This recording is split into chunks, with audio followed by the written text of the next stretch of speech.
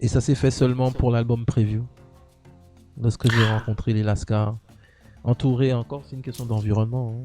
J'étais C'est vrai. entouré de Philly, Michael, toi, Christian, et avec Randy.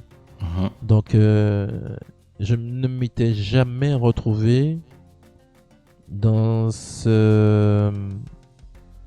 dans ce genre de groupe où on est tous jeunes, on parle de la même chose, on délire des mêmes trucs. Donc, la créativité était complètement différente.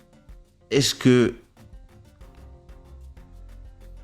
est-ce que tu penses que entre 96 et 98, est-ce que tu penses que tu as puisé en nous ou on a puisé en toi ou vice-versa? Ah oui, oui. Ah non, non, mais pour moi, c'est des écoles. Mm. C'est des écoles. Parce qu'en fait, et il y a des gens qui se rendent pas compte de ça, mais en fait, j'étais tellement caméléon Mhm. que j'étais à un moment donné, je me sentais ni zouk, je me sentais ni R&B, je, je sentais que j'étais un peu fragile parce que j'arrivais pas À à trouver dans... exprimer, à expliquer en fait ce que je faisais. Et Tu puis vois, et en plus, les gens veulent que tu sois dans une case en plus. voilà. Et le truc c'est que il n'y a pas une école, ce R&B en fait, elle n'était pas encore là en Mm. fait, où le style, on l'appelle Zouk R&B, mais ce que je faisais en fait, c'était dans un terme laboratoire. J'avais Mm. toujours pas fini mes expériences. Jusqu'à maintenant, je les ai pas finies. Et, euh, et J'ai des instrus, j'aimerais tellement les avoir. ouais, moi j'ai presque tout. Hein. J'ai DAT de ouf. J'ai T'as presque des fini le instrus de conservatoire. Hein. 1997? Ouais, oui, non, en fait, J'arrive. moi j'ai des gros fichiers. J'ai des trucs de malade. J'ai des trucs, des disques durs qui étaient crachés que j'ai récupérés. Des Oh. trucs de malade. Des trucs de Digital Performer. Bref. Alors, pour Waouh. revenir à ce qu'on disait, oui, c'est un échange parce qu'en fait, à cette époque-là, pour moi, comme je te disais, j'avais ce côté fragile, Mhm. même si bon, les gens pensaient en fait que je maîtrisais et que voilà, que j'étais sûr de moi et tout ça. Mais mon chemin était chaotique, quoi. C'était pas un chemin tranquille. C'est parce que je me retrouvais vraiment en face de rappeurs, de mecs Mhm. qui faisaient des beats, vraiment de vrais chanteurs d'R&B. Mhm. Euh, et les mecs ils vivaient leur truc. Mais moi, mon monde était puisé de tout ça. Plus ma racine, zouk, créole, gros cas, biggie, avec toutes mes influences de la Caraïbe. Et, donc j'ai eu une Et expérience nous, avec on était des foules américains.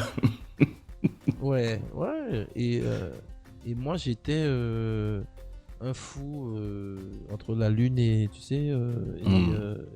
le soleil quoi, tu vois. Donc les gens se demandent, enfin les anciens se demandent quand est-ce qu'il va atterrir parce que Mm. on comprend qu'il a envie de faire, mais il atterrit pas quoi, tu vois. Il continue, et il continue, et il continue. Tu vois. Et ça, Donc mais même moi je me dis mais attends. Il faut que je trouve. Moi, mon truc, c'était de. Il fallait que je puisse rendre euh, ce que j'entendais aux States. Je disais que c'est totalement. Ça rentre dans la rythmique de chez nous.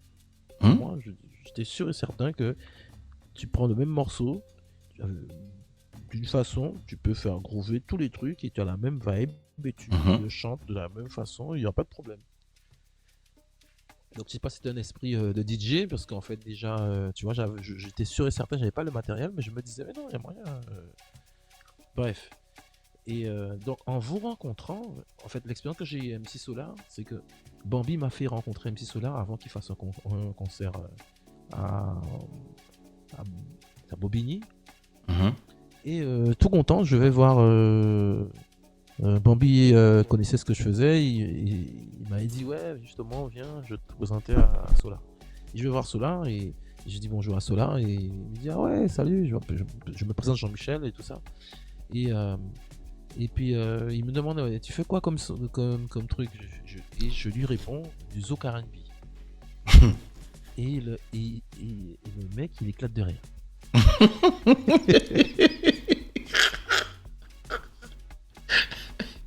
En fait, ça m'a tué.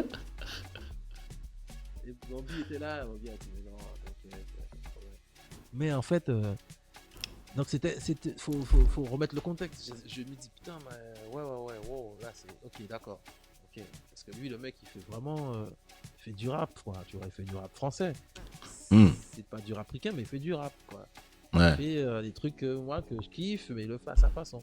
Moi, tu vois, je fais ma musique de chez moi, mais avec des ambiances et tout ça. Donc, quand à ce moment-là, moi, je tombe sur vous, donc là, je tombe sur des gens vraiment qui ont une maîtrise de ce qu'ils font. Je t'entends plus. Je tombe sur des malades comme Michael. Tu m'entends? Ouais, là maintenant. Quand je tombe sur des malades comme Michael, comme toi, comme Randy, et des mecs, tu vois. Même si on est à Marie-Galante, les mecs ils parlent anglais dans l'après-midi, de 14h jusqu'à 20h. Avec un beau kit à la main. Avec un beau kit à la main et que en même temps on fait du son et que les mecs après qu'on ait fini de faire du son, on a fait 3 trucs d'R&B et il n'est pas question de faire du zouk. Donc moi je trouvais ça génial. Tu vois, je me dis waouh, oh, c'est bien ça. Donc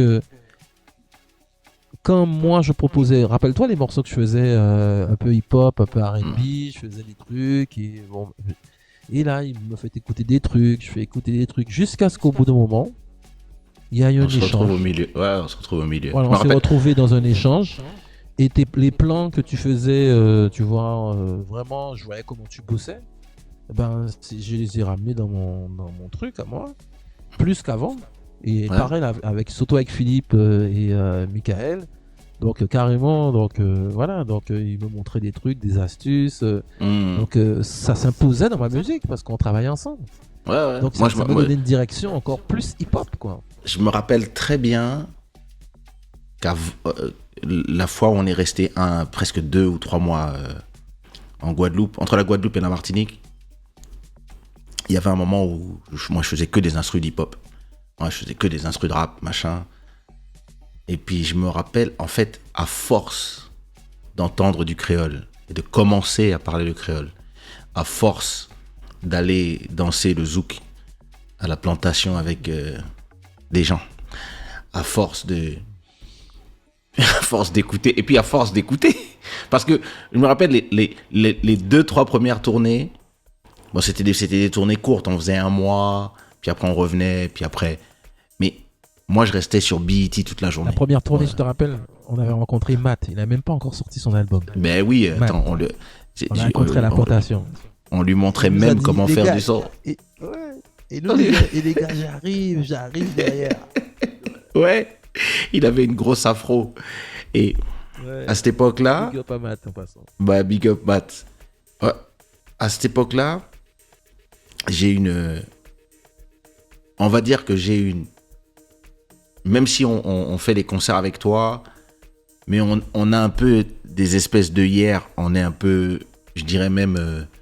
radicaux dans notre hip-hop, dans notre R&B. On n'écoute que ça, on ne vit que de ça. Pour nous, c'est... Ouais. Et puis, 96, il y a Wyclef qui arrive, avec Carnival. Et là, c'est la première claque. Parce qu'à cette époque-là, nous, c'est Puff Daddy toute la journée. EPMD, Hippie Rock. Mais quand il y a Carnival qui arrive, c'est le premier de nos héros qui ont... Oh, je me rappelle, on était tous ensemble d'ailleurs. On l'a écouté tous ensemble. Quand il a original, et ça a commencé à... Puis après, le fait d'être en immersion, je me rappelle, on crevait de chaud sous les moustiques, chaud dans le toit de chez Grégory. Et à un moment, je me rappelle, un jour, je fais un son et puis... Et je fais mais alors que j'aurais pu le faire depuis le début, c'est pas une question de, mais c'est comme si pendant un moment mon cœur voulait pas le faire en fait, Mais en fait, à force d'être en immersion, à force d'être là, en fait. Mouvement de groupe, Ouais, et puis d'être avec tout le monde, C'est mais un même. échange. Et puis d'aller à des concerts, d'écouter. Puis à un moment, tu commences à apprécier, en fait. Au début, t'es là, t'écoutes pas vraiment les autres, t'es là dans tes loges, vous êtes entre vous, et à un moment, tu commences à t'ouvrir aux autres, parce qu'il y a des gens qui sont sympas aussi. Alors que t'as l'impression, au début, t'as un peu l'impression que les gens sont contre toi. Donc toi, t'es sur la défensive, et puis à un moment, les gens commencent à te parler, dire j'adore ce que vous faites, ah, c'est sympa, tu utilises quelle machine, et t'as des mecs, tu sais, c'est quand t'as des grands musiciens, des grands pianistes, qui viennent te voir et qui disent comment vous avez fait tel truc, ah bah j'adore, hein. Mais c'est ça, Ouais, le rap c'est ça, et puis là c'est- tu fais ah bon, je croyais que vous nous aimiez pas. Et puis je me rappelle très bien, un jour, paf, je fais le premier son, et effectivement, on avait tous échangé nos banques de sons, donc tu commences à tester un truc. Ouais, c'est ça, hein, Et puis, c'est ouais. des échanges de banques de sons aussi qui ont fait, Ouais. qui ont Et puis fait le truc évoluer, ouais. passage en Guyane aussi. Je trouve qu'il a. Ouais, je pense que la Guyane nous a soudés. Ouais. Ah, Parce que la pour ceux Guyane. voilà, c'est une partie en fait. Parce qu'en fait, on s'est arrêté bon, à l'album Hero, il y a l'album Ouais. Solo, cette partie-là, Solo. on n'a pas parlé. Bon, je pense que ça, ce sera pour notre partie. Parce que pour l'album Solo, Mhm. il y a beaucoup de choses à raconter. Et, Épisode 2. voilà, c'est la partie en fait vraiment où on se rencontre et où vraiment moi en fait je commence à prendre conscience. Voilà. C'est-à-dire héros, j'ai la tête dans le guidon, mais en fait solo c'est à ce moment-là où je commence à prendre conscience. Mais bon, ça c'est une autre partie. C'est pour ça que tu l'as appelé Solo. Ouais. Ouais, solo, parce qu'en fait, bon, le truc qu'il y a, c'est. Je viens de me prendre une calotte, faut bien comprendre. J'ai bossé comme un dingue pour l'album Hero. Mhm. Et puis, un an après, Jacob a un redressement fiscal. Voilà. Ah, Et les le autres, fameux. ils prennent tout. Voilà, même mon salaire, tout. Donc, ouais, c'est une année que je me souviendrai de cette année. Voilà, c'était assez chaud. Très chaud. Et voilà quoi, avec enfant en bas âge, tu sais, je viens de me marier. Mhm. Voilà, c'était. Donc, c'est une période où je commence, voilà, je me dis, bon, ok, là maintenant, là, c'est fini. Je suis prêt à me prendre quoi que En main. et voilà, je vais aller chercher les pains moi-même. Donc, ça part comme ça. Ça part comme ça. Et je vois, et voilà, l'aubaine, je commence, voilà, c'est Marilou, c'est Jennifer, et voilà, toute cette époque-là, c'est une époque magique, Mhm. l'époque Nichols, en passant, big up. Big up, Nichols. Et il y a aussi Les Yardies, Ali Angel, Ali Angel, The Clouk, Olivier Jean-Alphonse. Olivier Jean-Alphonse. Pff, Donc là, Théorème. c'est vraiment la période où tous les chats qui étaient cachés Ah ouais, et qui sortent. avaient l'habitude d'écouter la même musique, les Joe Desi, les mêmes.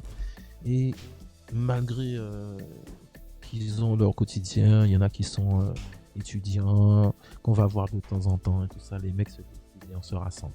Et ça se fait d'une façon Magique. pas du tout coordonnée, c'est ça qui est dément, mais c'est toujours Ouais. magique. Et, donc, qui fait que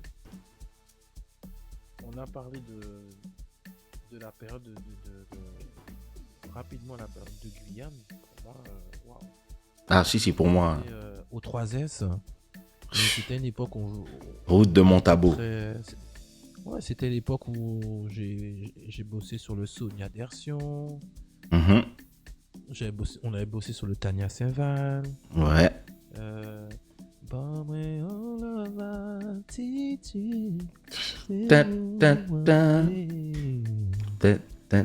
Tout ça. Et ton Voilà. Et là, tu as commencé à bosser ton album. Ouais. chez 3S. Téléphone.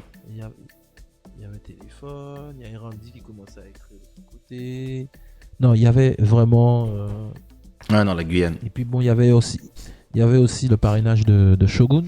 Bien sûr. Monsieur Otinoé, Jean-Claude. Jean-Claude Otinoé. Et, Big up. Un grand monsieur, big up aussi, qui nous a accompagnés à tous les niveaux, hein, encore un Oui. grand frère. Ah, vraiment. Et surtout toi, en fait, il y a un moment donné, il t'a satellité, quoi. Ah, il a... Il t'a satellité, quoi. En fait, un jour, il est venu me voir et m'a fait... Il fait, petit con, viens voir. Je dis oui, qu'est-ce qu'il y a? Il fait, qu'est-ce que tu fais ici, toi? Je fais, comment ça? Il fait, les leaders ne suivent pas les gens, viens. Quoi? Il m'a dit, tu vois, il m'avait dit ça, il m'avait dit... Faut que tu laisses les petits jeunes tranquilles. Ouais, mais toi, t'es... comment il m'a dit? Toi, t'es un artiste, toi, Jean-Michel. Comment il m'a dit ça encore Ouais, comme si, ouais, en fait, moi, je suis un artiste, mais... Les mecs, là, ils ont du business à faire. J'ai fait 1 an à Cayenne. Quelle année? Quelle année? Ah non, mais un mec avec un grand cœur. Hein. Oui. Ils imaginent pas. En fait, bon, Ah, ils s'imaginent pas. Le personnage, non. Parce qu'on sait pas ce que le personnage a vécu avec d'autres personnes, tu vois. Oui. Non, mais pour nous... Jean-Claude et voilà. Mais on n'a pas vécu de bons moments. C'est un bonhomme qui nous a donné, à un moment donné, tu vois, une vision. Voilà. Une vision et puis la force de pouvoir continuer avec sa banque de sons de vinyle. Des fois, il nous force à écouter du son. Viens écouter ça, viens écouter ça. Oh, grave. Mais non, viens écouter ça, tu connais pas. Écoute ça, Gal Costa. Quoi? Ouais, si. Qui m'a habitué à faire un truc, c'est à partir de lui que j'ai commencé à aller à la Fnac et j'achetais peut-être 20 CD que je choisissais au pif. J'arrêtais d'écouter des trucs que j'aimais parce qu'il m'avait dit une fois, il m'avait dit comme si en fait, ouais, à force d'écouter les mêmes trucs, vous allez toujours faire la même merde. Ouais. Vous arrêtez pas de vous répéter. Et j'écoutais des trucs que j'aimais pas, hein. La musique classique, en fait, que j'ai appris à aimer, du métal, de la salsa, que j'écoutais pas beaucoup. J'écoutais les parents, de la dance. J'écoutais aussi beaucoup de trip-hop et d'ailleurs c'est ce qui m'a amené vraiment à partir à Londres parce que je commençais à kiffer les prods en fait anglaises, tu vois. Ouais. Et donc voilà quoi. Ouais, c'était. Cayenne, c'est. Si, moi, mon année à Cayenne, je pense que ma musique, elle n'est pas juste définie par cette année-là, mais il y a à chaque moment, la première tournée avec toi aussi, je me rappelle, puisqu'après avoir enregistré Sex et Zouk en nous, moi je pars à New York, bosser pour Vibe Magazine et Street Sound. Et quand je reviens, vous avez fait Bercy, machin, et puis on enregistre Xtase, Tour. Et puis derrière... Mais non, mais attends, pour Bercy, t'étais pas là? Le tout premier, je suis pas sûr. Non. Je crois que j'étais à New York. Le tout premier. J'étais à New York. Ouais, c'est le deuxième, et puis je crois que quand j'arrive, il y a le Galion. Et on vient de faire la session de Tour pour Xtase. Et je me rappelle parce que t'avais un show le soir même. Et je crois que c'était Christian qui faisait ma partie. Et tu me dis mais viens avec nous. Et je fais où? Ouais, on va au Aulnay-sous-Bois. Aulnay-sous-Bois, faire quoi là-bas? Bah, on a un show au Galion. Le quoi? Et puis j'arrive je me rappelle, j'avais un pull orange et des grosses lunettes jaunes.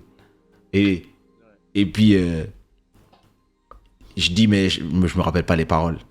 Et tu me dis t'inquiète pas, c'est en playback. Je fais en quoi? Vous êtes fous?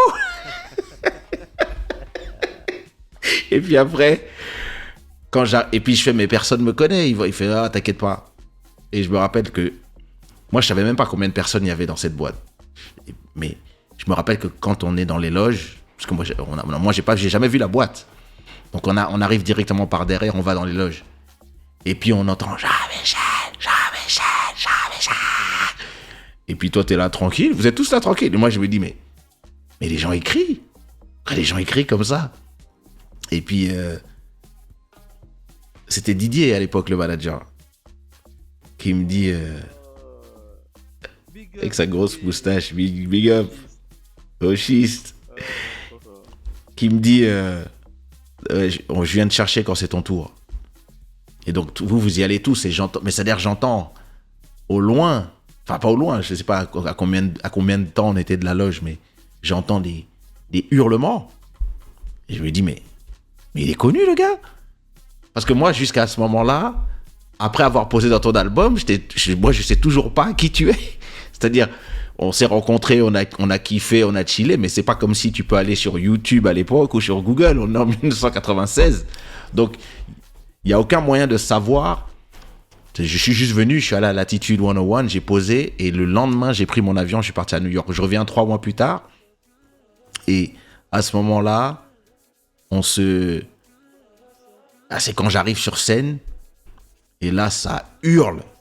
Je me rappelle que même toi, t'es sur scène et tu me regardes, et genre, waouh! Et puis, je fais mon rap, et je me rappelle, il y a quelqu'un qui a déchiré mon pull orange de l'époque. Et quand je retourne dans les loges, il y a Didier qui me fait, waouh! Il me fait, waouh, putain, les meufs, elles ont kiffé, machin. Et toi, après le show, tu viens me voir et tu me fais, mais tu fais quoi demain? Je fais, comment ça? Tu fais quoi demain? Je fais, bah, rien. Moi, je vais à la fac, je fais mes études, je suis en économie. Il me fait, mais le week-end, tu fais quoi? Je fais, rien. Bon, ok, soit à la gare de Lyon, là, 10h du matin à la gare de Lyon. Je fais quoi? Ouais, on va. Je crois que le premier, c'était à Lille. On est parti à Lille avec Olivier Doumou. Je crois que c'était le premier. Ou c'était Lyon ou un truc comme ça. Et donc, il me fait, non, mais on va. Et moi, j'étais jamais sorti de Paris.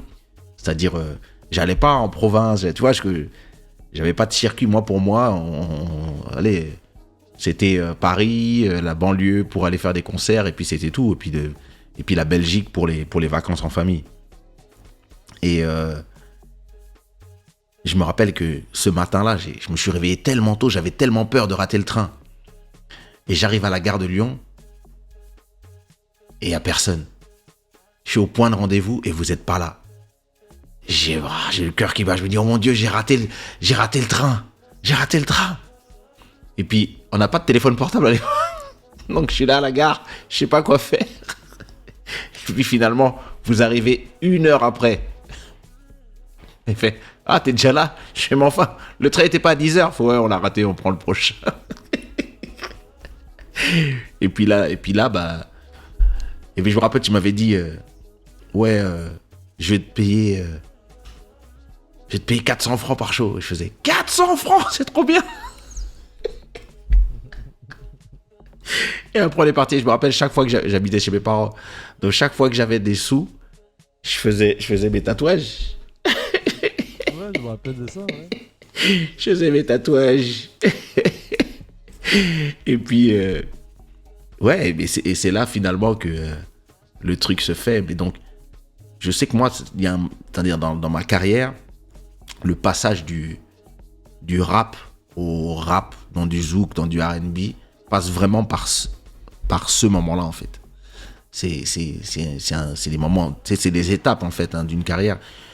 Et les gens aiment bien dire, je me suis fait moi-même, mais c'est impossible. Tu t'es fait avec tous les gens que tu as croisés, qui t'ont influencé, et puis qui t'ont prêté leur public, à qui tu as prêté le tien, qui t'ont prêté leur talent, avec qui tu as prêté le tien aussi. Mais quelle époque! Ah oui, je me rappelle...